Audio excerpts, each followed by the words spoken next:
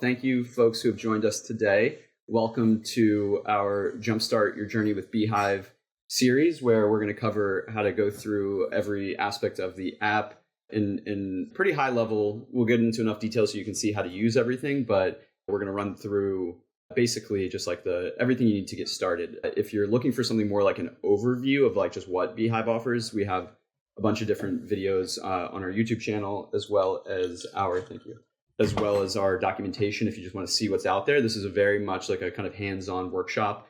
A lot of times people find it valuable to be working alongside, just have your own editor open so you can see what we're talking about. But I say that to say that this is designed to be a very interactive or a very in-depth, really showing you how to get started and do all of the different things. And so people sometimes haven't expected that, expected something else. Before I jump into things, we do have a special guest today who will be joining us for, not that you're going to join these in the future because these are really focused on brand new getting started, but we have Conor here. Conor is one of our amazing support specialists who specializes in new users, early onboarding, and will be supporting your journeys as you go through the beginning phases with beehiiv through the trial period. Our live support is part of our paid plan. So during that trial period, you do have access to our live support, and we want to put a face to the name so that when you're reaching out, you have a face to go with that name that's going to be responding and helping you out. And with that, I will let Conor do a little bit more of an intro and say some words. I probably took a little bit of his spiel, but take it away, Conor. No, I love saying words. Thank you so much. No, it's just so great. Yeah, hi, I'm Conor. I am part of the support team. If you reach out to support in your first 30 days, you will probably get a response from me. So I'm just reading the thing. Anyways, so we're here. Any free trial, you have us for the first 30 days. And then, of course, if you go paid, you will continue to have us. We also have a brand new revamped knowledge base, the AI chatbot. And yeah, I think the biggest thing I want to stress is that when some folks write in, especially when they're brand new, they start with almost like an apology. Never feel that way. It's actually why we're here, and we love to get you up and running. And if you need anything, let me know. Amazing. That's perfect. Conor's going to stick around for the session, so I might toss some things to them and get some feedback. They've got obviously very deep insight into the things that new users experience through the process of folks reaching out. We are celebrating our 3-year anniversary today, and Conor's with us. Have you been with us a year now? Has it been a little more than a year? Quite a year? Only 9 months. 9 months, okay. So your year's coming up, but a year, 9 months in beehiiv time is 10 for sure. years anywhere else. You're obviously in great hands. But yeah, we're getting started. We do a little bit of a spiel to let people join who might be joining a little bit late, but we're getting ready to get started. I normally don't do a hat, but as I was getting ready for this session, I had to clear some stuff off because my girlfriend's stuff was like on my workstation. And she's from Finland, and this is like a traditional Finnish hat. And so I was like, I'm going to wear it. I don't know how people feel about it. So if I should keep it, drop in the chat. If it looks super silly, maybe I won't keep it. But we got one keep it. So we're keeping it unless it's like overwhelmingly against it. Although I will say they just turned the heat on in my apartment. It's very warm, so I might get too hot. I might have to take it off. But for anybody who's watching recordings, they can get a little laugh at the silliness of the hat. Amazing. So yeah, let's jump into things. I'm going to start sharing my screen. Here we go. And basically what I'm going to do is walk through, not this account. I'm going to walk through an account that I have set up previously so you can see not only as we go through how it works, but you can see that end state, which I find can be pretty helpful. So being here at beehiiv, I've been here since I'm the first employee, so I've been here a while. You can see I have a ton of newsletters. Most of these I've either ones that we've started as beehiiv or ones that I've had an idea for and then be like, okay, cool, I'm going to launch a newsletter, and then I don't. But the one I think we're going to use today, we're probably going to jump between this one, which is like a fashion trends newsletter concept. And then there's another one that I've also run a little bit called Vacation Voyeur, which is like a travel one. Both of these have like slightly different, obviously content, but maybe some of the features and the look and feel is a little bit different. So we can show some variation. But yeah, jumping into, I'll just do a quick overview of our agenda today. We're going to start off with basically what the editor looks like, getting into the editor, using all of the features to like the full extent of the capabilities. It's really the crown jewel of the platform. It's really what sets us apart and makes publishing on beehiiv so special. Sending your first post, so walking through that process of getting the email scheduled and sent to your various audiences, configuring the newsletter settings, moving to designing the newsletter, designing the web experience, and then we get into some features. So setting up your welcome email, creating feedback polls, subscribe surveys, finding newsletters to recommend, setting up a referral program, setting up the post-subscribe experience, which relies on a couple of those features that I mentioned just a second ago, which is why it's so far down. And then we'll get into things like some of the more technical things like setting up analytics and tracking, and then covering pretty high level paid subscriptions, our ad network, and boosts. So with that said, I'm going to jump right into our first item. I will say if you haven't yet started a trial, that'll be really helpful to start that. So we have a completely free, no credit card needed free trial. So if you haven't started the free trial, do that. As we start out, it would be very helpful in being able to follow along and be able to see all of the different features that we're going through. So actually, let me just fix this screen a little bit so it's nice and full. There we go. But yeah, that'll just help you be on the same page so that you can see stuff here, and we'll get you all of the features. We include in our trial all of the features except for the monetization ones, in that we don't want necessarily people to lose access to like earnings and stuff like that at the end of the trial. So those features are still going to be behind the paywall. That's not like a bug or anything. So when we get to those paid features, it's where we save them for last. And so I can show you what they'll look like on the other end, if that's interesting to you. As we get started, I'm going to let Tony and Conor monitor the chat with this one. But if you could just drop in how many subs you're working with, whether you're migrating a newsletter, you're starting brand new, that'll help us give a little bit of a tone for who we're talking to today. So you can just say 10 subscribers just starting out, 1,000 subscribers migrating from somewhere else. And that can be useful, especially with the migration questions. We can touch on some of the features around. We have some importers and stuff like that will help get quick started. But if everybody here is not starting or migrating a newsletter, then we can more gloss over those. Exactly. Yep. Absolutely. So here we go. Jumping into it. When you first log in, you create an account. This should look familiar to everyone. You will have seen this screen. Some of the numbers might be a little bit different. I basically have 2 subscribers. They're me, myself, and then I still have to add I as the third, but it's going to look very similar to this. And so to get started with writing, we like to start here because it again, like I said, is the crown jewel of the experience and really starts everything off, and it gives you that understanding of why we're so excited about the product that we've built. If you've already been in here, maybe you learned something new, but just stick with us as we go through here, because I'm sure as we move throughout, you will see some additional new things. So when you get to this screen, what the approach that we've taken here is giving you that blank slate to just start writing, to start creating. We didn't want to overwhelm people with having to mess around with design features, having to drag and drop the spacings and stuff like that can get really complicated and suck up time. The intention with our editor is that you have this screen and you can just start creating. You can just start putting pen to paper metaphorically, or fingers to keys. We'll start changing that saying. We're starting that here today. When you get to the screen, you're going to see a couple things pre-filled. First is this item that says new post. This is going to be the headline of your article. By the default, the headline becomes the subject line of the email. And so actually, before, let me take one step back. To give you a little bit of an idea of the infrastructure, beehiiv is a newsletter first platform, but part of growing a newsletter is being able to grow and have people share your content and access it in whatever format they may find themselves in. And so for that reason, every beehiiv account comes with a very performant SEO optimized web presence that allows you to publish content to the web and also allows you to publish content to people's emails.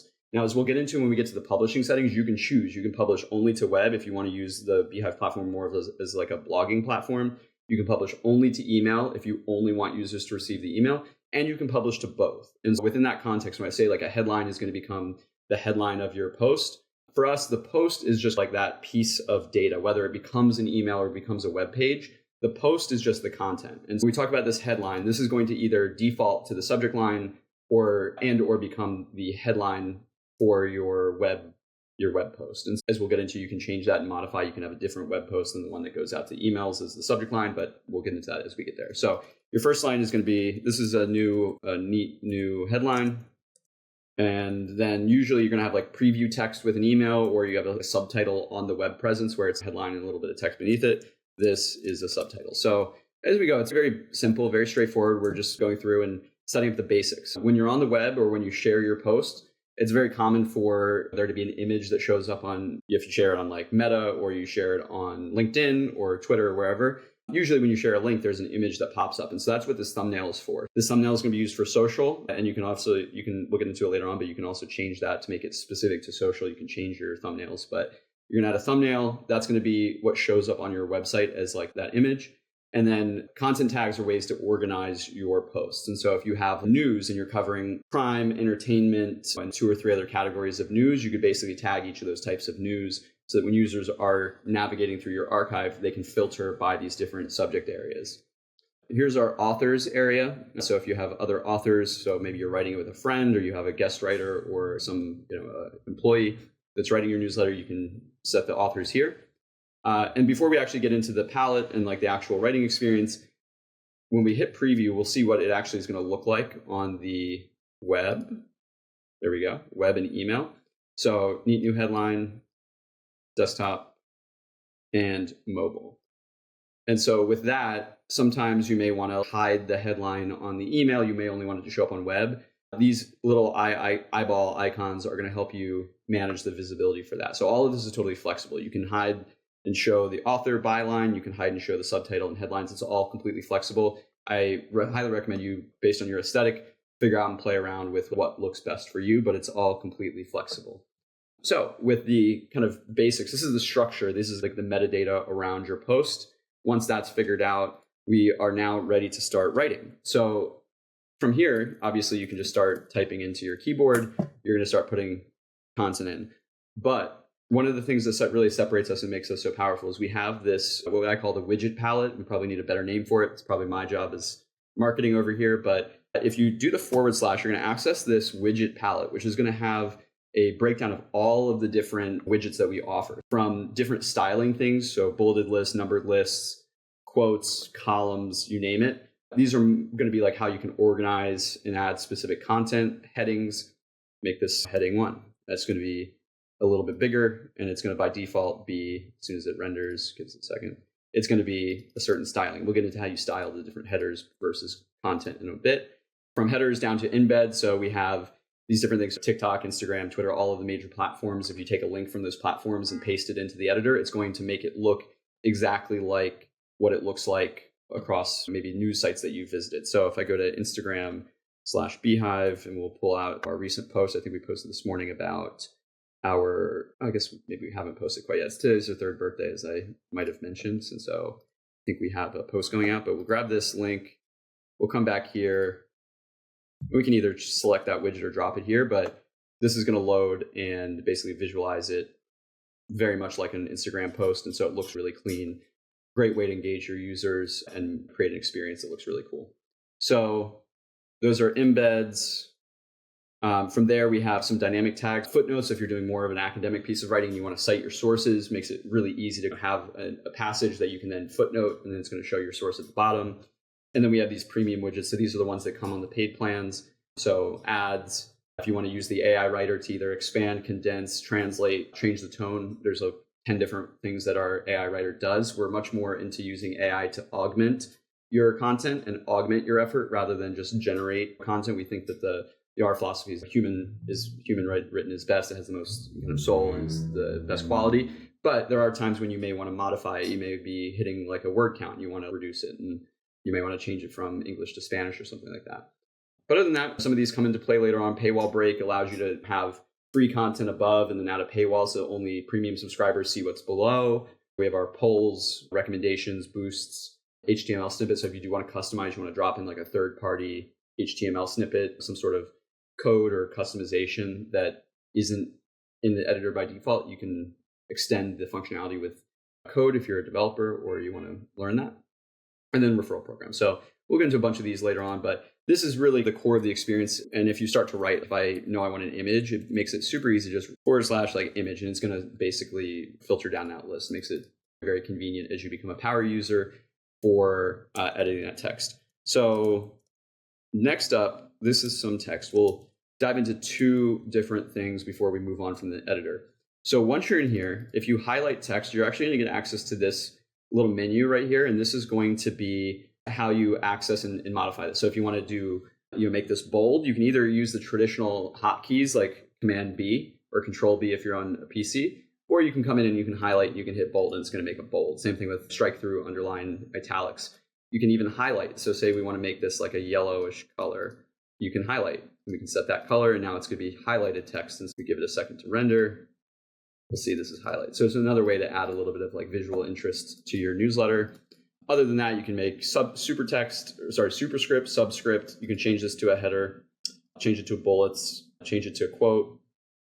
A lot of those different elements that we saw within the widget palette, you can actually access from here, because we all know that sometimes you write something, you may want to go back and change it, but you don't obviously want to have to rewrite it or go through the process of, okay, I've written some content, add a new widget, copy and paste. We make it super simple to just go bypass that entire process and access it right from here.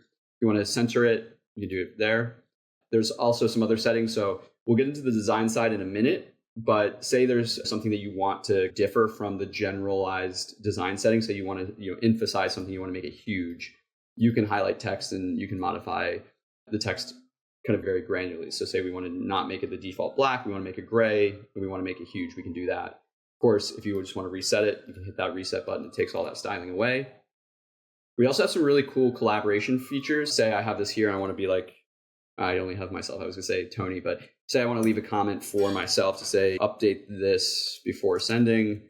Very much like Google Docs, we have this commenting infrastructure. So I could come in if I'm a different user, I'm going to get this comment, I'm going to get an email that I was commented in here, and they can be responded to and checked off as completed.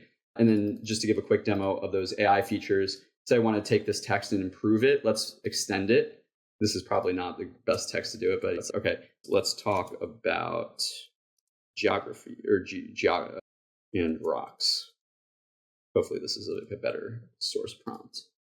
There you go. So I just took that little saying and extended it. We could change the tone here. Again, this is a little bit of a live thing, so I don't know. Let's change this to, it's really good. I was going to say, I'm glad we don't actually have any like negative tones. I was like, let's make this like an angry tone, but that's probably net positive on the world that we can't. But let's make it a little bit more creative. That's certainly more creative. The realm of geology unfolds like a grand tapestry. So anyway, some fun stuff you can do here. Again, it's not totally, it is using AI, but the idea here is you can take what you've written and augment what you're doing, whether it's highlighting stuff and say, hey, can you revise this for correct grammar or whatnot? There's a bunch of different things you can do. And of course, those translate, fix grammar and spelling, complete sentences. You hit writer block halfway through the sentence, you can do that. So some really cool stuff there, but that really covers most of the actual editor experience at a very high level. All of those different widgets have some fun stuff you can do with them. And lastly, as you come over here, you'll see there's two menus. So one, this is going to help you add more right away. But then this 6 dots, this represents a menu that lets you do a couple different things. So if we want to group things to a section, so say we want to have this section and make the section background like gray, but we don't want the entire post to be gray, we can create a section. And so now this section is going to be the only part that has like a gray background, for example. And there's a bunch of other features in here visible. You can change the border, you can change the text color, you can change the spacing, you can get really granular. We won't go into all of those, but there's a lot you can do to really make this specific. And I'd say I haven't personally come across a design that we haven't been able to replicate like one-to-one from like a Figma file or a Photoshop file in like probably a year and a half now since we've added a lot of these features. It's very flexible for recreating any kind of design that you may see across the web. That's visual settings. Similar to the up top, if you want to change the visibility, so say you want to make this section only visible on the website or only visible in email, you can do that. So this would be only in email, this would be only on the web. If you only want to show to non-subscribers, you can have a section. So if it's like a call to action to sign up for the newsletter, you can say only show this to people who are anonymous. Of course, if you're receiving an email, they're not anonymous, so it's like only for web. And then if you have a premium subscription program set up, you can show to specific like free or paid subscribers, and we'll get into the details there later on. Lastly, we integrate with the referral program. So say you want to have content that's gated except for people who have done a certain number of referrals. It can be a nice incentive to get some referrals. You can do that there. And yeah, from there, anchoring is just a way you can set an anchor for our table of contents widget. So we do table of contents. This represents the anchor. All of the headings by default have an anchor. And so if you have a longer post or a web post that you want to create some jumps where it's going to take the user from the top and then jump down, you can create the table of contents there, but that's what the anchor feature is going to do. If you want to reset everything, you can click that. Duplicate's just going to create a copy, and then copying to clipboard allows you to then take that content and paste it somewhere else in the same post or in a different post. So a lot of flexibility with how you can interact with content there. This is really where a lot of the kind of fine-tuning magic happens, and I'm doing it very high level because I don't want to overwhelm or get too specific with it, but this is really what makes these details around the edges, what makes the editor such a powerful tool comparable to some of the other things out there. So we've gotten to the point where we've drafted our content. This would be a really terrible newsletter to send out, but let's pretend this was like the best content ever. From there, we're going to get ready to move to the process of sending. Before I jump there, just quick notes real quick on this. We have basically some features where you can see the incoming outcome backlinks if you're into SEO. It'd be really useful to do backlinking. I don't remember what the hotkey is. Tony, could you grab the hotkey for backlinking? You can basically here and here. This is embarrassing. This is something that's I'm calling a little bit of an audible here. But we very recently added a feature to basically backlink to other articles in your archive, which is really helpful for SEO. There's like a combination of keys that you can hit there, but you can see the posts that are either linking to your article or linking from the article here. This is how you're going to access those comments. You can show open, resolved, solved, whatever. Version history. So just like Google Docs, if you have a version that you liked and that you maybe tried something new, but you want to go back to, you can find your version history there. The save button is going to save this as a new template. So say you have a design, you have an outline that you really like, and that you're just going to start from, that's what you're going to start from. Next time you write your next edition, you can save it as a template so that when you start, you're not starting from that blank slate. And then this is going to take you to our design settings, which we'll get to in a few minutes. So moving from the editor, we will move to these audience settings. So if you hit next, it's going to take you to the next step. So this is where you set your audience for who you want to receive the newsletter. So by default, we're going to be set to all web audience free subscribers and all email audience free subscribers. If I had some paid stuff and I wanted to go to paid users, I could check that in here. And this is going to go to absolutely all of the newsletter or all of my subscribers. As we set up different segments, if we want to include specific segments, so say we want to not include all of the free subscribers, we only want to send to a specific segment, you can do that. And it's going to send to that specific subsegment. If you wanted to send, for example, to everyone, but maybe we exclude some of our test emails or personal emails or something like that, you can go to this and you would exclude your segments. And so in this case, it's going to send to everyone except for these two test users. Yeah, we'll get into what the paywall, look at the different paywall options here later on, but if you want to set the paywall for the post, you can do that right here. So from there, we'd hit next. These are going to be the email specific settings. Because we've selected that we want to send this to an email audience, we have the availability to change the subject line, the preview text. We can even create an A/B test. This is going to say it's going to test for 60 minutes and then send the winner to the rest of the audience. And then just a little bit more customization around email specific stuff. So if I turn on both of these socials and likes and comments, when I come to this, I'm going to see the comments and likes and then social settings. If I wanted to remove those from the email, I can do that. And now those are going to be gone. Hitting next, now we're going to customize the web settings. This is going to be setting the URL. It's going to automatically pull and process the headline for you, so you can keep that the way you want. Or if you have a very specific idea in mind of what you want, you can do that. If you want to set a different thumbnail, you can do so here. We'll get into the advanced email capture, but essentially we have features where you can set a pop-up or an email gate. So the pop-up is going to be when somebody's scrolling, they get 50% down the page, there'll be a pop-up saying, hey, would you like to subscribe if they're not yet subscribed? Setting up gating is going to require that in order for a subscriber to read the content online, they're going to have to subscribe. So it's almost like a paywall, but the only ask is basically that they submit their email. Those can be useful in various scenarios. So generally, I'd say most users, if you're publishing to the web, at least the pop-up is probably going to be a good bet. Sometimes if you have a little bit more technical content that's a little bit more maybe unique, like you're doing something around an industry report, you may want to make that gated because the draw for the content would overcome basically the friction of somebody having to enter their email to read it. So it's really up to you and your content and what you want to go for, but we support both of those. For comments, you can basically allow commenting to paid subscribers only. All subscribers, you can turn off the comment section. And then you can, if you come back to this after you publish, you can lock the comment section to basically show comments, but not allow new ones. We have this audio newsletter for our premium users. This is part of the paid plan, but we've partnered with 11 Labs to allow you to basically generate an audio version of the newsletter. So once you publish, this will go to 11 Labs. They'll translate the content into one of these voices. If you want, you can even use my voice. And I don't know why you'd want to do that after spending an hour and a half on the call with me today, but if you do, more power to you. And then we get into these SEO settings. So we are, in my opinion, the best platform on the market for SEO or optimized content for search engines. I hate the term SEO optimized because it's like search engineized optimized. It's like ATM machine, but it's one of those things that's just in the vernacular now. So we have these SEO optimized websites that allow you to be discovered by Google, Bing, all of these search engines where people are searching for content, get picked up by the new AI kind of augmented results and what have you.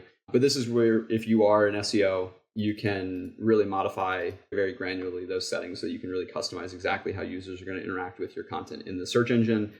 And as I said at the beginning of the call, if you want to change how users are going to view your content on social media, maybe you want to make the social media headline or title a little bit more clickbaity to drive those clicks. You're not going to get, you may get penalized for that in the search engine, but if you change it only for social media, then it can be valuable because people on social media are more likely to be intrigued and click on something that's a little bit more like asking a question or saying something shocking or something like that.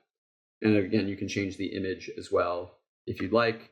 Lastly, for the web, if you want to specifically hide the post from your archive, you can do so by checking this box.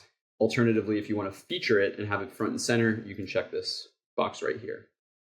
I think this is not relevant for 90% of users, but yeah, if you wanted to go in and basically set a custom display date, so you wanted to say, hey, by default, it's going to show when you published it, but say you want to, have the default publish date in the past, you can change that here. Yeah, so from there, we go to the review stage.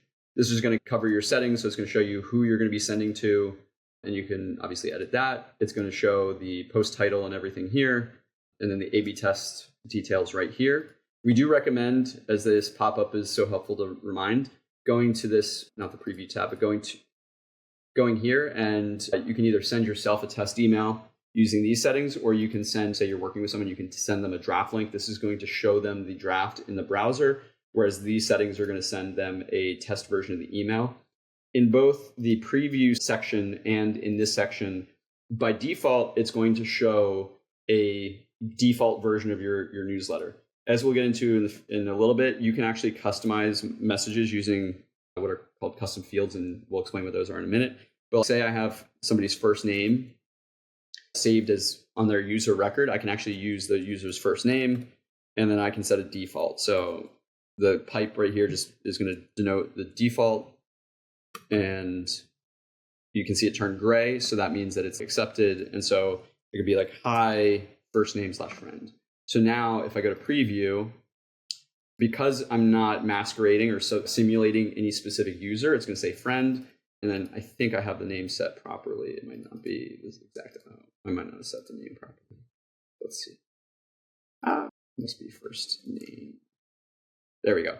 So I have the first name set like that. So it's going to say hi, EJ, if we have that first name. And if we don't, it's going to have the default. And so in here, just like in the preview, we can do this. And so when that test email sends, it's going to fill in that real user data so you can see how it would look to that specific user. Back to the review tab. Once we're ready to schedule, you can hit here and you can either schedule it for a future date, very popular, common option if you're going to write it and then schedule it for the next morning. Otherwise, you can hit publish now and it's going to publish at that specific time and date. Clicking here, you obviously can change the date, you can set the time zone and so forth. So we've now worked through creating your first post, getting through all the publishing settings. We've gone a little bit into detail around the nuts and bolts of that process and really how to customize your newsletter for whatever use case. We do cover all of these just because there's so many different use cases in newsletters. It's really hard to say like all folks are going to use this specific feature because it really is truly down to the specific sender. And so we like to go through everything just so you can see, you can pick and choose what you might want to do with your own. I'd say if a lot of this feels overwhelming, don't let that kind of hold you back. Start very simple. Just start with basic, just writing content and start where you're comfortable. If you don't feel super confident about changing all of the visibility settings and going in and really fine tuning some of the borders or the backgrounds and stuff like that, there's no need to. You'd be very simple. And the idea is more building the habit around publishing and getting to send. And that's really what matters. And then as you start sending, you say, hey, I wish I could make this look a little bit different. These features are here to support that, but are certainly not there to overwhelm or confuse or anything like that. And we do our best to strike that balance. But the main thing is that you are writing, you're publishing, you are getting to send. And so as we go, I have a test I have an initial post that I've written that I'll go through and I'll show you what this might look like in a real version. So this is a post. So we have the thumbnail set, we have a content tag, we have a headline, we have subtitle, we have author, but it's hidden on the email version. And then we have content. I have a referral program widget right here, headline, an image that I've dropped here.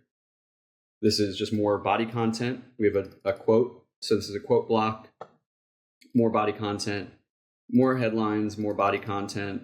This is going to be an image that is linked. I'm sorry, this one is not linked. This is just going to be an image that just is there. We have a survey. So this is going to be our polls feature, which we'll get into, but we have a survey that if a user clicks one of these, it'll show them kind of what other people are saying and what they'd like to try.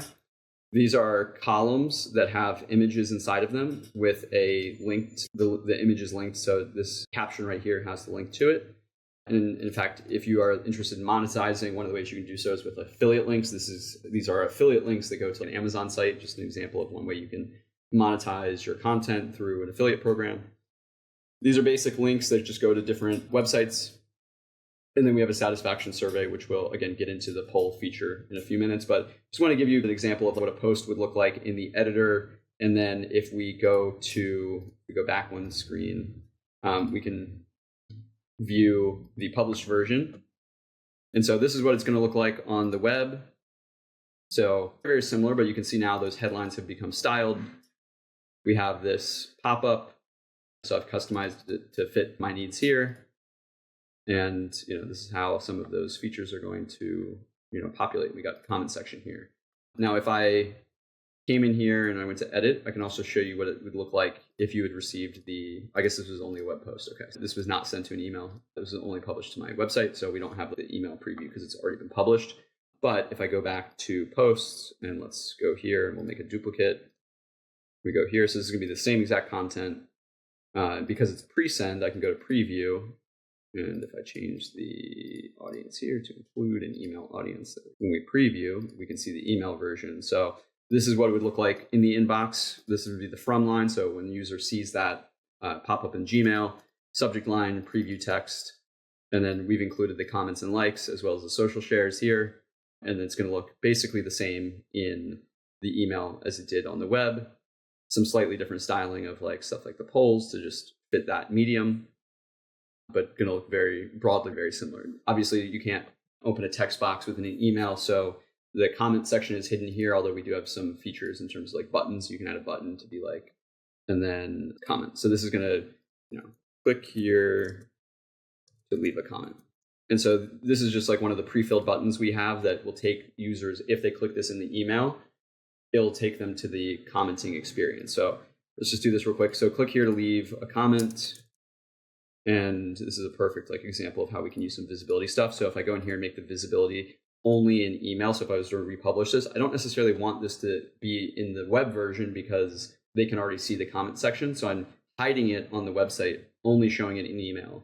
And so when I come here to preview, look at the web version. So web version, the comment section is part of the default template, so it doesn't show the comment section here, but it would be there, obviously, as we just saw. And then if I go to the email version, it's going to say, click here to leave a comment. And so this would take users to the comment section. A bit of a whirlwind. I think we probably have some questions. I see a bunch of things in the chat. I don't know. I'm sure Tony and Conor have been answering questions. Do people have any questions that we can pause for a moment before we move to the next section to answer? I know I covered a lot of that quickly. We're going to leave the recording with you in a couple days, but we would be happy to take a pause, drink a little bit of water, and answer any questions. Or maybe Tony and Conor, if there have been questions that have been raised that I can touch on, just maybe common themes. I don't know what's been happening in the chat. Awesome. And just so you guys know, I'm not talking to myself. I'm not crazy. Tony, our wonderful producer, is here. He's been the one who's engaging in the chat as pretending to be me. You guys can't see him or hear him, but I can see him and hear him. I promise Conor can vouch for me. I'm not crazy. I promise. No, you're Conor, from what I've shown. Tony's name, though. What? They know Tony exists. It says his name. Oh, true. I think he's logged in. He might be joining the chat as himself somewhere. Yeah. But Conor, from what I covered, just want to get your perspective real quick on anything that you see, maybe not in this chat today, but that you've seen in the past around just common challenges, common themes, any advice. I think the general is just like start. Don't let any of this overwhelm you, I think is really one of the key things. Is just like, get to writing. You can evolve and add things over time as you become more comfortable with the platform. But is there anything else you would add? Anything else that you see? No, I think totally you're on the money of just jump in. You don't have to publish, even if you make a whole first post, just be like, I want to send it. Just go in, get messy, very Miss Frizzle. And then something that just comes up so frequently for brand new users is they set up their websites because you get two pages immediately. You get your homepage and your sign up page. And some folks are confused why their homepage isn't showing up. Mm. And it's just that Beehiiv will automatically redirect to your sign up page until you have your first web post live. So we don't want anyone going to your website and it looking empty. So instead, they just redirect everyone to sign up, maybe build anticipation. It's all the matter of your strategy. But once you get your first web post live, your homepage will show up for everyone. Yep, that's a good call out. And I can touch on that again when we get to the web builder part in a minute. But what he's referring to is by default, this is my subscribe page. So it's like thefit.beehiiv.com/subscribe. If I had not yet posted a first post, this would all be empty. And that's what he was saying. It's like, we don't want to just show an empty state that's not really that effective and not that good looking. And so what we do is if you haven't published a post, we obviously don't share the let me read it first button right here. But users are going to, if I had not published a post and I went to thefit.beehiiv.com, it's going to automatically redirect here. And that is something that we do get questions about. Yeah, you're absolutely on the money with that. Excellent call out. It's a great way to collect subscribers pre-launch and can be a motivation to make this page look pretty good. Mm-hmm. Cool. All right. So with that said, our next item on the agenda, this next one's kind of move a little bit more quickly. We spend absolutely the most time specifically in the editor because it is so critical to the entire process. But if it felt like we spent a lot of time there, the rest of them are going to feel comparatively a little bit shorter because we're going to move through the rest much more quickly as we have a lot more items. So the next step before we get to the design stage is the publication settings. So next to being in the editor, this is probably the second most important section. So when you click on your settings button, this is the experience you're going to get. By default, you'll be dropped into the general info. This is really where you can set a lot of the very broad information about your newsletter. You obviously want to set this before you hit send for the first time, but you can add your publication name. All of these are pretty self-explanatory. I'll just go through. These help us if you do end up going to a paid plan and you want to get ad opportunities. These really help us identify what area your newsletter focuses on, so don't neglect these. You have a bunch of different languages, so the folks in Toronto, or maybe not so much England, but I guess there's people in Europe who don't speak English. If you're maybe a French English person, you might want to do a newsletter in French, or if you're a Canadian, you might want to do a newsletter in French. You can choose from these languages here, and that will just update the defaults in terms of the subscribe buttons and the things that we automatically deploy on your behalf. And then, of course, when you're in the editor, you would just write in the language of your choice. Content access. So one of the things that can be a big use of newsletters are newsletters for schools, PTAs, churches, or if you're in startups, like investor newsletters, internal newsletters to your team. Many of those, as examples I just mentioned, you might not want publicly accessible or people to see all of the content. And so we have the ability to make your publications private. So if you check this box, it's going to, when people go to that subscribe page, it's going to say, hey, this is a private publication. You don't have permission to view it. And the users would have an opportunity to sign in if they obviously are allowed. But alternatively, you can also check this button if you want to allow users to apply to subscribe. So again, if you're doing something like a PTA where you don't want anybody to be able to join, but a new parent might come to the site and might want to join. If you do require subscriber approval, they'll be set into a pending status, and in your subscribers interface, which we'll go into, there's a button where you can click approve. And so only at that time would they be able to actually see the content within the newsletter itself. Cool. And if you're a marketer, you're interested in UTM tracking, super useful to see this. We automatically deploy these by default, but if you wanted to, for whatever reason, turn them off, you could. If you want to set them to be something kind of unique or within your own structure, you can do that here. Under emails, this is where you're going to set the sender name. So we saw that preview in the example. You can change this to what you want it to be. You can change your reply to address. By default, this is going to be the email address you sign up with. The reply to is going to be how you receive feedback from users. So this should be a real address. This should not be necessarily like a placeholder, because then if users reply, they're going to get like an inbox not found.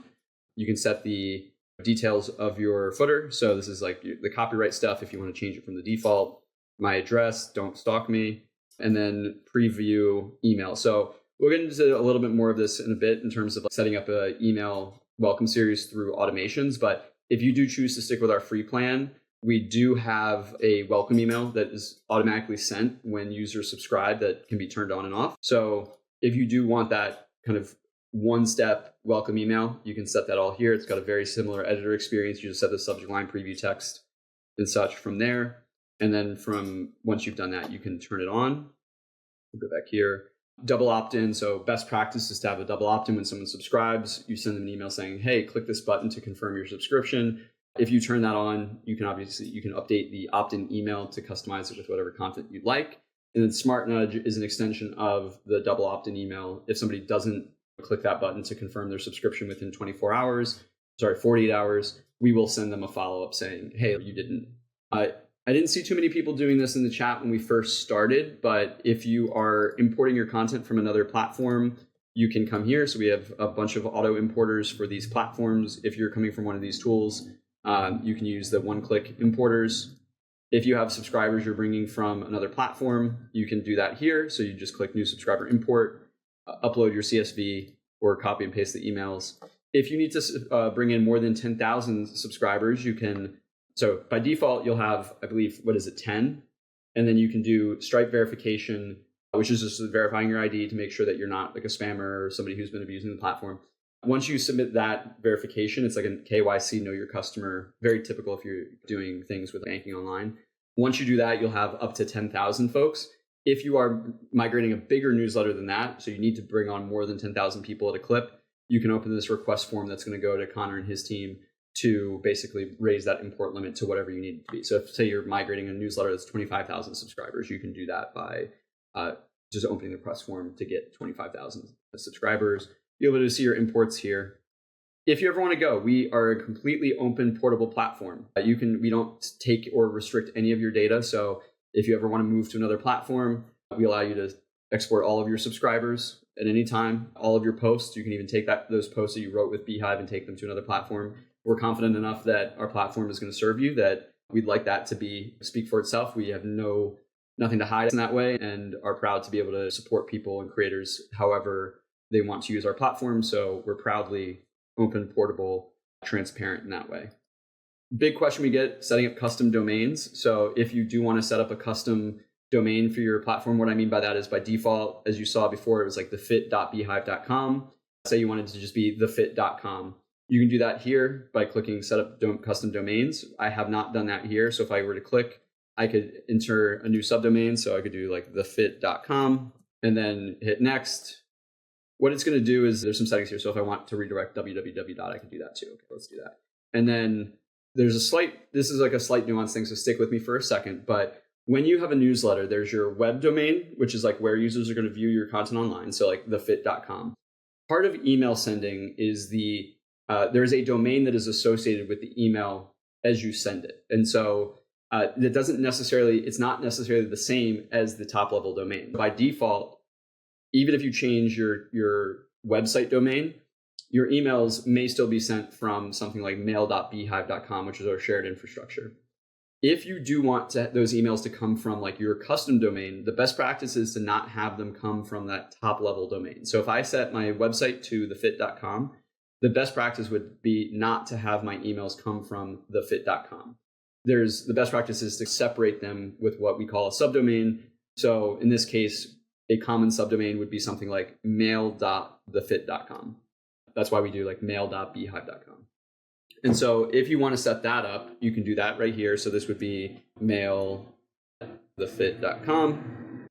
And so when users receive the email, they will still see, in either case, whatever you set as the sender, like they will still see your name. Most users, 99% of users aren't going to see the email it was physically sent from. You have to click like 3 buttons to even see that. So it really doesn't make a huge difference. And in terms of our shared infrastructure is extremely solid. We send like 1 billion emails a month. So it's perfect. It's amazing. It's great. So you're not sacrificing anything by changing. This is definitely more of like a power user, a big sender, somebody who's maybe running a business that wants to isolate their stuff from the shared stuff because they have regulations that they need to be manage risk in a certain way or they want to own it, whatever. But if you go through this process, you'll get to this final screen. And when you click setup, you're going to be introduced to a partner of ours. Is a pop-up that comes up that is called Entry. I don't think it's popping up here because this is not a real domain that I bought. But if you go through something like Squarespace or GoDaddy or like a bunch of other actual hosts, you'll see a button that says set up with Entry, which is going to basically do all of that for you. There's a step of where you have to add records and you have to copy and paste stuff over. It's like a huge hassle. And it's very intimidating for a lot of users, and it's very easy, not easy to mess up. It's easy to do, but it's like a little bit annoying. And so we do handle all of that for you with this partner called Entry. You just basically sign in with GoDaddy or Squarespace or whatever, and it handles all of that for you. Easy peasy. All right. For more technical users, we offer webhooks on our paid plan, so you can create a webhook endpoint to ingest data from other platforms. We integrate widely with 10,000 different tools. Really, any tool with an API we can connect with. In terms of no code, we connect with any tool that can connect with a webhook or like Zapier or Make or any of those other no code tools. Once you start working with the paid stuff, we have our Stripe kind of settings to connect your Stripe account, and then RSS feeds. We have the ability on our highest max plan to generate content in your newsletter from an RSS feed. So that's like you would bring your RSS feed in and you can have content created within your newsletter. And we also offer the ability for you to provide users with an RSS feed if they want to ingest your content that way. And that's all found here. So we did things a little bit in reverse order in that these are the publication settings. Our structure of the way that beehiiv works is that you have the workspace, which is like the company. And then every workspace by default has one publication, and that's going to be your newsletter itself. And so we have that structure because you can actually have up to 3 publications or up to 3 newsletters by default. And so your workspace settings are going to be those shared settings that kind of go across all of your newsletters. And so you can see these are all the newsletters I've started in my account. And so I can view the details of all of those here. This is the shared footer address, don't stalk me, and the name of my company.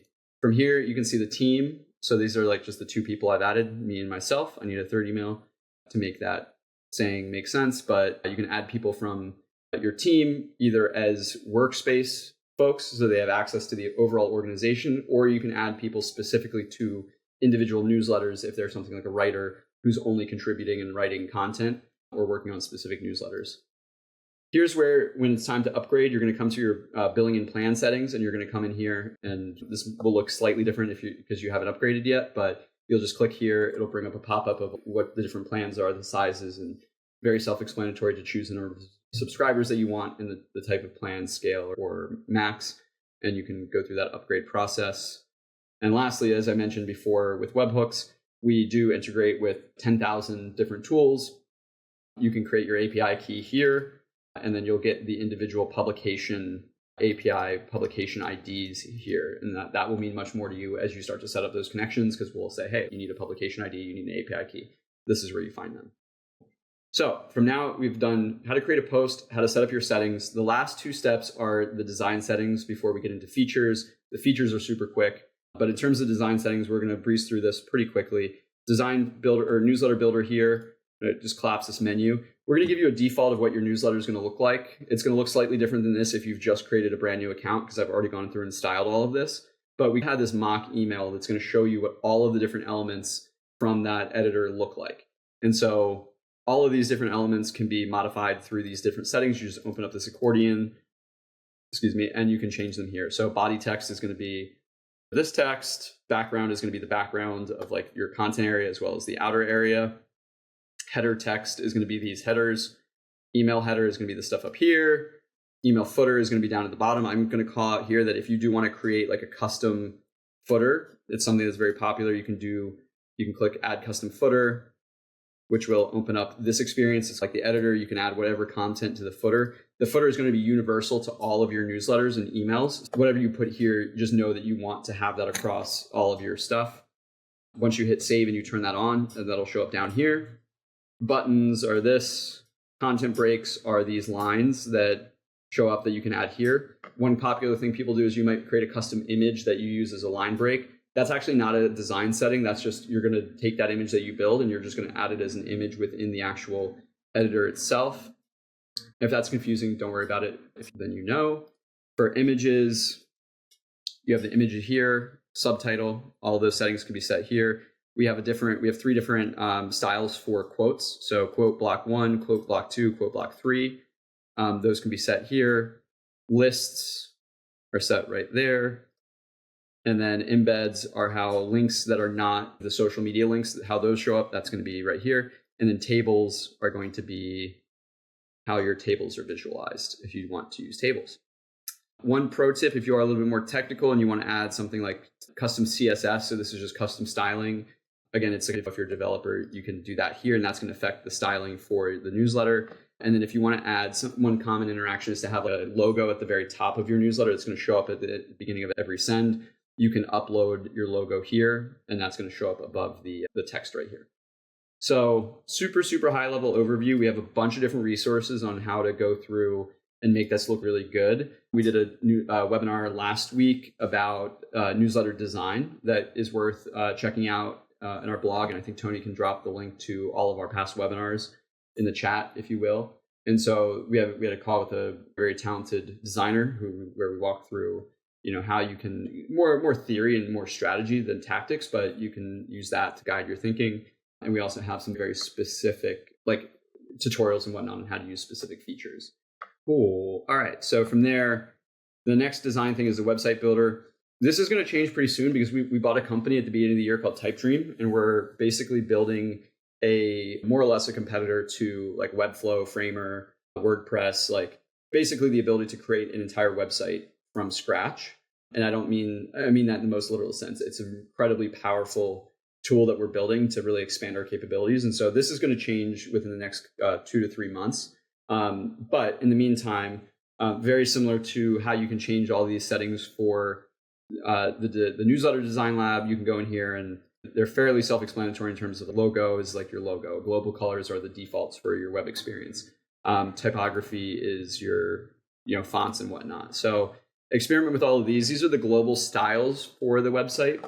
And then once you get to layout, you can drop down, you can basically use a combination of the layout tab as well as the drop down here for specific pages to customize these default pages. So by default, we have the home page, the sign page, and the upgrade page.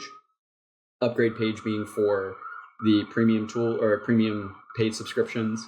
And so these layout options are going to change depending on which core page you're looking at.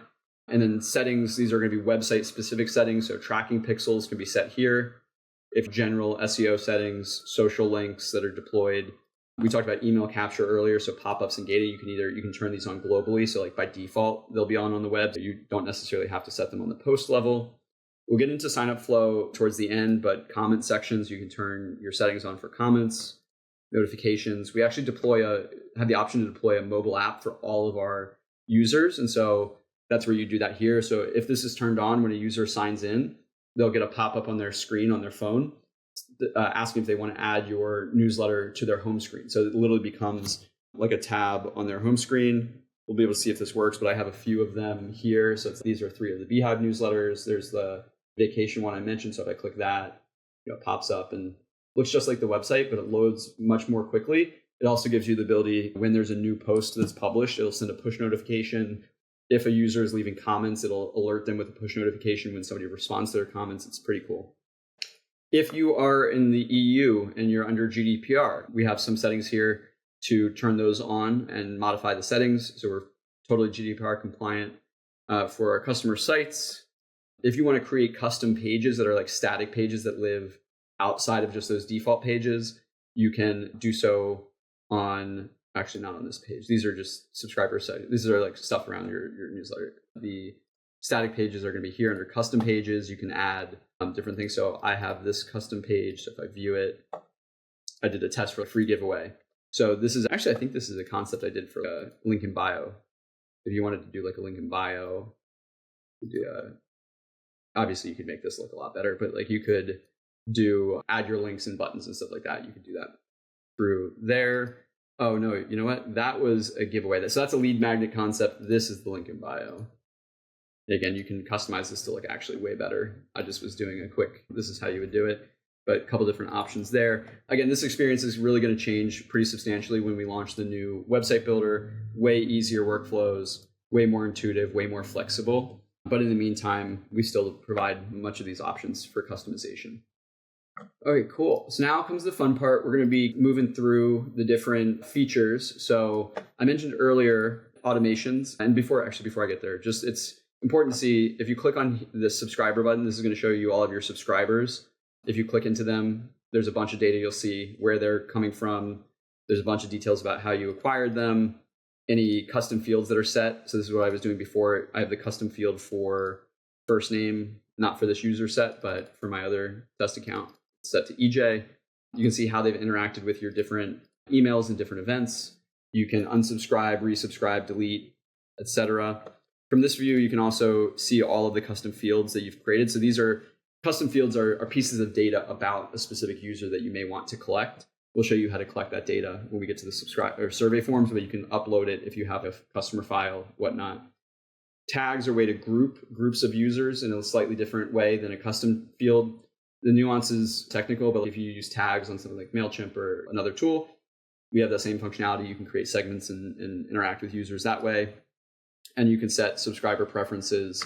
So you can say, okay, you have a weekly newsletter. You want to let users get your newsletter once a week rather than every day. You can allow users to opt into a different cadence of delivery, for example, but there's a bunch of different things you can do in terms of preferences here. Maybe we can drop the guide on preferences. From subscriber stuff, you can go and you can create segments. So segments are ways to divide your list into sublists, either to monitor performance or to exclude or include with specific sends. There's a bunch of different ways you might want to use them, but if you have people who have bought a product before, that might be a segment, or people who came from a specific source like Facebook ads or something like that, you might want to monitor their performance. This is a way that you can do that. Create a segment. Generally, you want dynamic. If it's a one point in time audience, you can do static, but webinar, do that. And then from here, pretty much any data about the user that you could imagine is accessible here. So attribute is going to be any of these things. There's just too many to go over in detail. Maybe we can drop the link to how segments work. But you can do attributes about users. You can do how they've engaged with your content, how they've engaged with specific emails, automations they've been a part of, and behavior data. So jumping into automations, I like to go into that first because segments can play into automations. The data about users is useful within automations, etc. So the example I like to use on these calls is for a welcome sequence. So automations are just ways to basically send users like repeatable, replicable journeys and paths. And so it's very common, for example, to have a welcome series that is more than just one email. It might be 2 or 3 dripped to those users over the course of a week or a course of 2 weeks or however long you've designed your experience for. So within automations, you would come in here and create a new automation. We'll call this webinar welcome example. Save that. And then we have this workspace where the first thing we're going to do is add a trigger. We have so many different types of triggers. You can really, it's overwhelming. Really, there's an infinite number of use cases for automations. I'm using the welcome email because it's very accessible, but you can add users to automations via API. So if you have another tool that you want to add users to beehiiv with, you can trigger automations if they've purchased a product or if they've literally done any kind of action on a different tool. We have triggers for premium subscriptions that we'll get into at the end. So if they've upgraded or downgraded, if they've been added to a segment, if they've referred specific users, if they've responded to a poll, if they've submitted a survey, if they've given you their email, if they've signed up. So all of these different things can trigger these automations. We'll just do one for signed up, which is the one that most users are going to use for a welcome email. One thing in here is similar to segments that you can also filter. It's not just like all users. So if you have a specific welcome series for people who came from like Facebook ads or something like that, you could add these conditions to basically say UTM source equals Facebook, for example, and only send people into this automation if they match that specific criteria. But we set up the trigger, let's turn that on. And then from here, save the changes. From here now, we have a bunch of different options on different experiences that we can add. So we can set a delay. So like when a user enters the automation, we're going to delay. No, that's not good. So you can add a time delay. So we can say, okay, we're going to wait 30 minutes after they sign up before we send them the message. And then from there, we can say, okay, we're going to send them an email. This is going to work very similar to all of those other email experiences. You open this up, you set a subject line, preview text, editor. Here you can add whatever content you want. Once you turn this on and activate it, when the users trigger that sign up event, they're going to be put in this delay for 30 minutes, and then they're going to be sent this email. And if you wanted to do that series, you would just add another time delay. And then after that, you'd set another email and so forth. Again, it's really quite overwhelming, like what you can use these for. One of the cool uses I saw was like when somebody responds positively to a poll around satisfaction, you enter them into an automation that says, hey, you just rated my recent article a 5 out of 5. Would you like to refer another user to this newsletter? So taking that interaction of somebody who's just given a signal that they're super engaged, and we're giving them an option to take an action that maybe they can get like a reward or something.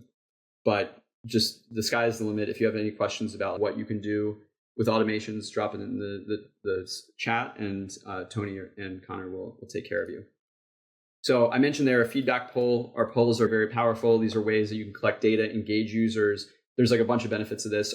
You can increase your click-through rate, which is going to do good things for deliverability. You can collect information in terms of like satisfaction from your users. You can get content ideas. You can get content that you can then share on social media because these polls are shareable on social. There's like a bunch of benefits of using polls. Everyone should be using polls. But what are they? So you click new poll, create a name, create a description. You have two types, voting and trivia. So voting is going to just collect people's feedback and be like, okay, 10 people said this, 1 person said this, 0 people said this third thing. Trivia is going to be where you set a correct answer, and then people are going to respond with what that answer is. And actually for polls, I'm going to switch over to the vacation one because I have some really good data for that one. That's just fun for examples. So go to surveys. All of my posts that I send about these travel experiences both ask, do you think that the money is worth this experience? And then for each of the posts, there's like a post-specific trivia question. For this one, we ask, what is the most dangerous animal in Africa? The correct answer is hippo. And I think we had 2 people vote hippo, which is the correct answer. I can basically share these results if I copy that and go to Twitter or any other social network. If I do that, if I paste those results, it's going to paste this really cool visual that just is very engaging, almost like Wordle style, if anybody remembers Wordle. So that's like a trivia one. The one I've talked about so much is the satisfaction one. So this is really useful to put on the footer of all of your emails. So you can see all of the different emails I've included this in. But basically, what did you think of today's newsletter? We thrive on feedback. And then it's going to show like what people voted on here. Very helpful as you gather a baseline, a little bit of growth strategy. You're not going to have huge engagement with these because they're going to be at the very bottom generally, and people don't necessarily engage like 100%. But what can be really helpful is if you know that you generally get 5 responses for each time you send. If one newsletter gets like 10 that people are saying, oh, this was awesome, that's a very good directional signal that people really enjoyed that content and is driving action. And you could do more of that type of content, for example. Or in the case of the automation, if a bunch of people are clicking 5 out of 5, great opportunity to engage them and either maybe send them an upsell opportunity to a paid subscription, or like we used before, send them an opportunity to refer your newsletter. So that's polls. Surveys are our form of forms. So within surveys, I have this welcome survey that's set up. So if I go to the form builder, you can see the questions that I've created for my new users. And this will matter a little bit when we talk about the subscribe flow. But basically, this form experience allows you to collect data about your users. The data is saved as custom fields. And so that's where the editor with custom fields and customer data with custom fields and surveys, they all combine right here, in that it allows you to collect data, store that data, and then use that data to personalize the newsletters. And so in this case, I'm asking, what's your first name? How do you identify? So this is great for advertisers. And then what's your dream vacation? So this is a conversation starter. And just so I can know, I use this when I write new content. If I have a bunch of people saying Tokyo is like a dream vacation, I can write an article about Tokyo that I know is going to get a lot of positive response. So just an example of a quick, very short survey form. And that will come back and be important in a few minutes. So these are shareable via link. So if you can copy the URL, if I take this over here, I could share this on social, for example. And anybody who comes to this page is going to basically say, hey, you need to subscribe, because it recognizes me. It's not going to get me to subscribe, but this is what it looks like. But if I shared it on a social and it didn't recognize the user, it would get their email. So it's a great way to get new subscribers and collect data about them. If you can frame that ask in the appropriate way, it can be a pretty powerful little growth loop. So there's that. Recommendations. So moving more into our grow features. Actually, before we jump there, I'll do a little audible. Subscribe forms, if you're running a third-party site, so say you're running on WordPress or Webflow and you want to create a subscribe experience for your users outside of beehiiv, we have these code snippets that you can drop into any of these tools that allow you to collect subscribers for your beehiiv newsletters from these third-party sites. It just is part of our quest to be flexible and integratable across the entire landscape. Or you can also use APIs to do the same thing, but if you wanted to just very easily just drop some code in and start collecting subscribers, you can do it like that. Moving to our grow features, referral program is a way for you to incentivize your subscribers to share your newsletter in a way that gets them some rewards. So this was something that was pioneered by our CEO, Tyler, with Morning Brew. And as an example, I have these 4 different rewards, 1 milestone for 1 referral, 3 referrals, 10 referrals, and 20 referrals. And so again, what this is going to look like if I go to, let's look at one of these examples. View, preview, email. I believe I have it at the bottom. Yep. So this is my referral section for this vacation newsletter. When a user gets to this stage, we're going to say, hey, share Vacation Voyeur. You're 0 referrals away from, you have 0 referrals. You're 1 away from earning this reward. Then once they hit 1, it's going to say you have 1 referral. You are 2 away from receiving the next level, which is 3, which is a sticker. Then when they have 3, it's like you have 3 and so forth. You get it. So very powerful way to incentivize organic growth, all included in your subscription fee. A lot of these things that we talk about, just to highlight, 2 benefits. 1, a lot of these features like referral programs, A/B testing, not even to mention like the ads product, magic links, boosts.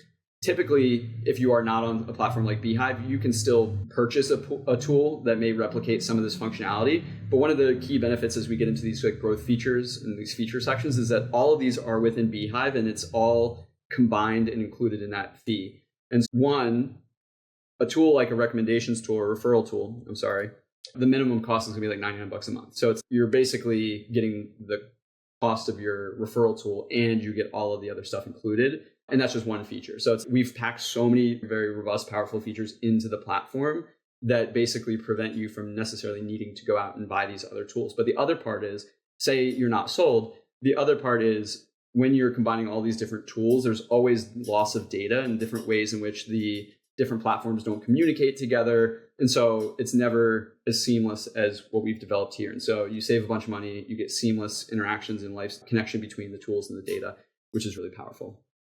So referral program is one way to grow. Recommendations is another. So with our recommendations network, you can go in here and you can type in and find other newsletters. And this is going to be like an organic recommendation kind of method. So if I've come in, I already have these 4 that I'm recommending from this vacation newsletter. So I found Air Traveler Club, very similar like travel niche. And so when users subscribe, when I cover the subscriber flow in a minute, they'll be given the opportunity to sign up and also subscribe to this other newsletter. And I've referred them 92 subscribers, and I've referred Zillow Gun Wallet 74. The value here on the organic side is that if they see that I'm recommending a bunch, folks like, I'm a friend with the guy who runs this one, he's recommending my newsletter. So if he sends me subscribers, let's see if he hasn't, he sent me 4 subscribers. So I'm recommending him, he's recommending me, he sent me 4 subscribers, I've sent him 0, so I got to work on that. But it's a way to do some like organic growth. Very similar to what we're going to cover in our boosts feature, which is the similar kind of mechanism, but it's on the kind of the monetization. So it's like a paid or sponsored recommendation. We already covered the referral program. Okay, cool. So now that we've done all this, I'm going to go back 1 beat and this will all make sense now. I've talked a lot about that subscribe flow. So in the website builder under settings, if we click on subscribe flow, we're going to see this interface and it's going to basically say avatar is your logo, success message. What does all this mean? What does checking the recommendations page mean? Welcome survey, upgrade page, multi-pubs. What does all of this mean? What this means is that when somebody comes to your site, and we'll just do this live real quick. We'll go to view site. You have the ability to shape very robust, very fun, powerful sign-on experiences. So if fake email, not a fake email, it's a real email. There we go, cool. So I just subscribed. So now this pop-up is showing me, these are the ones that are the organic referrals. We don't opt people in automatically, so you can guarantee that these are going to be like quality, good subscribers that are choosing to engage. I can basically, as a new subscriber, select, okay, cool, I want to join some of these. I could say all of them or none of them. But these you'll recognize from the recommendation section. These up here are from boosts. And so these are ones where if somebody does choose to opt into these, I will actually get paid for recommending those subscribers. Now, I'm not going to do that here because we have very sophisticated spam detection. So if I were to subscribe to my own newsletter and try to commit fraud by like making money from doing this, I'd get kicked out of boosts. And we have a super robust system. It's really one of the things I'm most proud about because it provides so much value to the network. But basically, once you qualify for boosts and on the paid plan, you can basically get paid for recommending other newsletters, your subscribers to other newsletters. So let's say I'm going to pass on subscribing to any of these other newsletters just for this demo. I'm going to hit continue.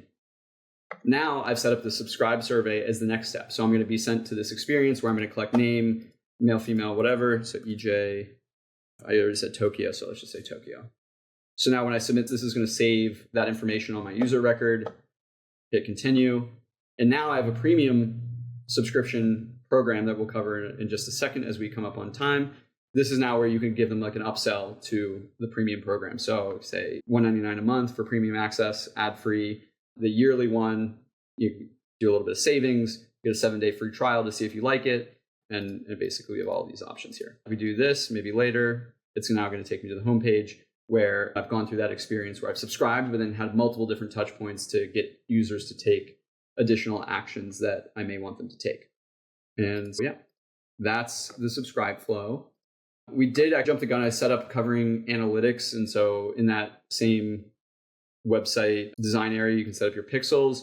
This is important though. So if I've been moving a little bit quickly, if you do want to do like ad tracking or event tracking through Google Tag Manager or any of these tools, if this sounds familiar, definitely look at the resource that I'll have Tony drop around setting up meta ads and Google ads and stuff like that. We actually deploy it's not hard to set up. It's very simple to set up, but it's very precise tracking for these events. So when somebody subscribes, we actually fire an event that can be captured, that has the user's email address, that has the data about the user, that can be passed to these ad platforms, that not only make sure that the data is really like clean, but also very precise. And so if you've heard of things like advanced matching and whatnot, we support all of that through this connection and can make sure that when you run ads, your money is being spent most efficiently. I see a lot of times people set up like a thank you page method, or they count like a click as a conversion, which leads to bad things happening. They spend money on overspend their money.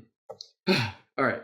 I'm going to run through these last 3 paid features in the last 8 minutes. The reason why, you can see why we have this set for an hour and a half. There's a lot to go over.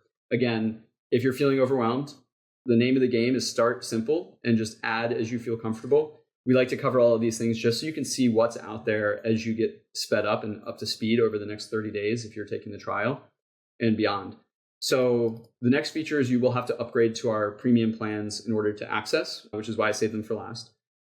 But the first one is our paid subscriptions. So you saw a little bit of that when I was just on that screen that showed like the upgrade.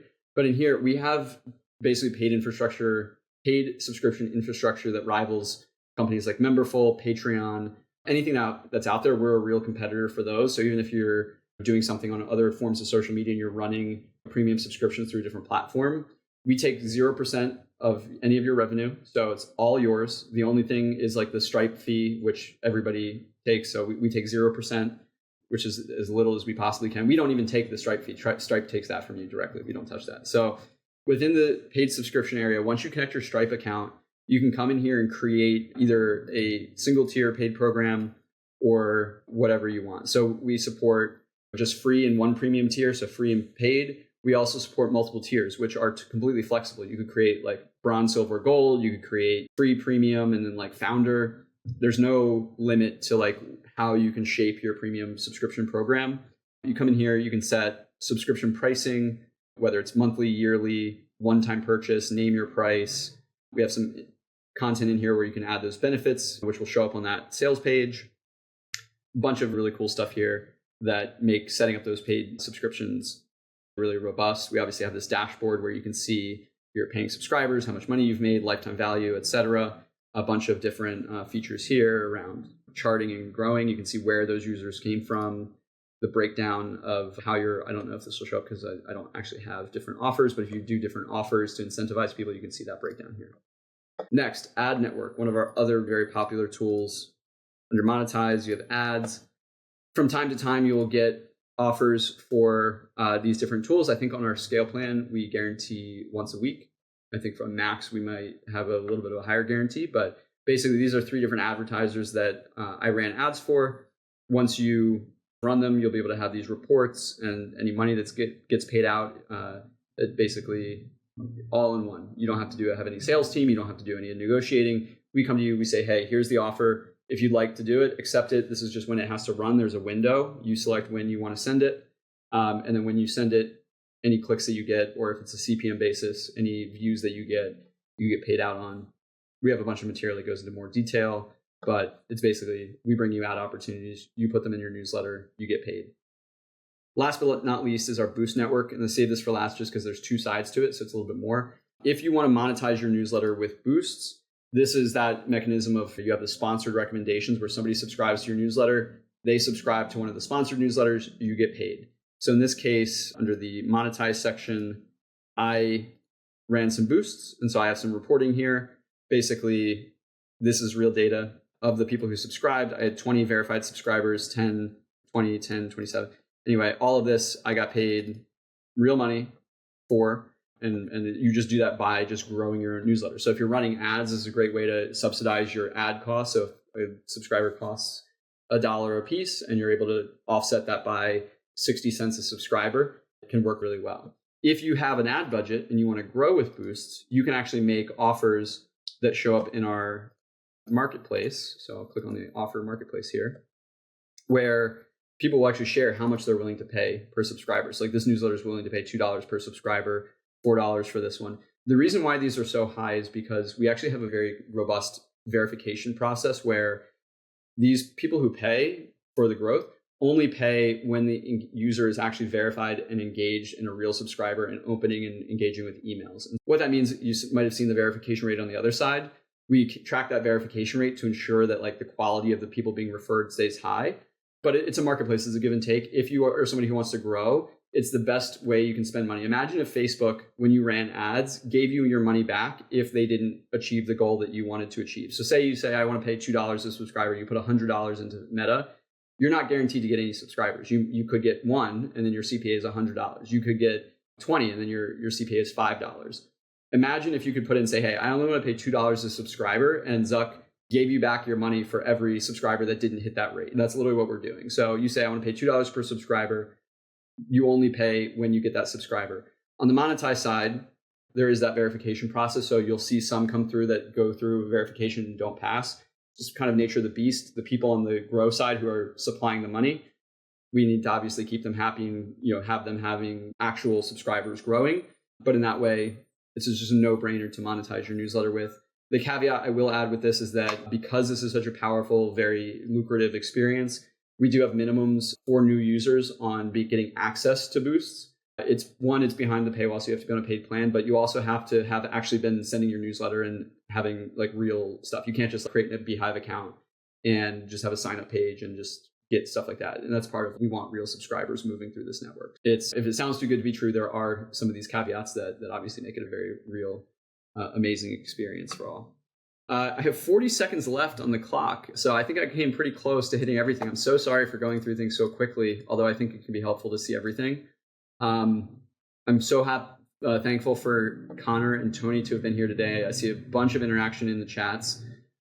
I'm sure people have been asking questions throughout this whole time, but now that we've reached the end, we do generally like to save a little bit of time for Q&A if you guys want to stick around for a few more minutes. Before we take some questions, I'll give a few seconds for the chat to fill up with any remaining questions. I do like to use the last few minutes to plug the beehiiv community through Slack. So we have a Slack community called The Hive.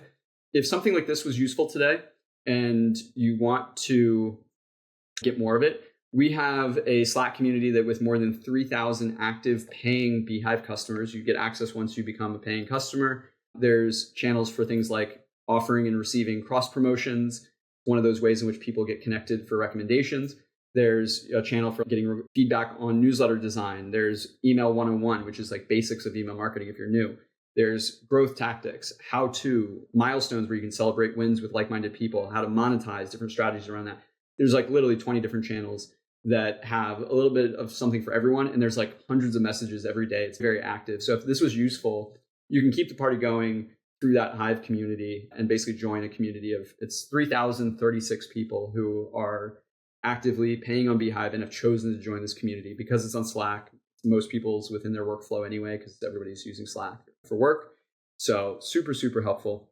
With that being said, cool. We got the question. And again, I guess this Q&A is a little bit less useful when I have such valuable people answering questions on the fly, because we're able to just get them answered in the meantime. So if you have any questions, speak now, or not forever hold your peace. You can always reach out to Conor, the opposite of forever holding your peace. But if you have any questions before we sign off, let us know in the next couple of seconds. I do want to give a huge thank you to Conor for staying this whole time and answering questions and being such a great sport.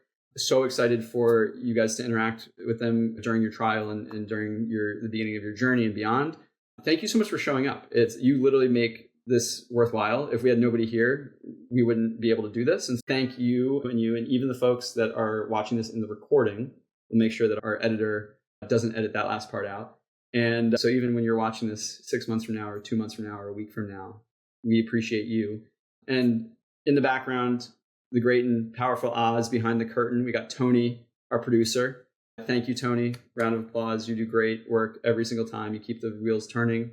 My right-hand guy. And with that said, we got the thank yous, we got the appreciation, the gratitude. Everybody have such a beautiful day. Have fun writing your newsletters. It's a great Friday, even though Friday's the best time to write a newsletter. So is Saturday, so is Sunday. Really, any day of the week is a great day to write a newsletter, but if you need that motivation, now's your time. You got some time. You got daylight left. But thank you so much. I shouldn't have said that because I don't know. I don't think I can get in trouble with legal. I know in England it might be a little bit further along, so maybe there's not daylight left. So forget that part. But it is still a great time to write a newsletter, even if there's no daylight left, wherever you are. But thank you so much. I got to take this hat off. I am sweating. I'm sweating so much. Anyway, thank you all. Have a great day.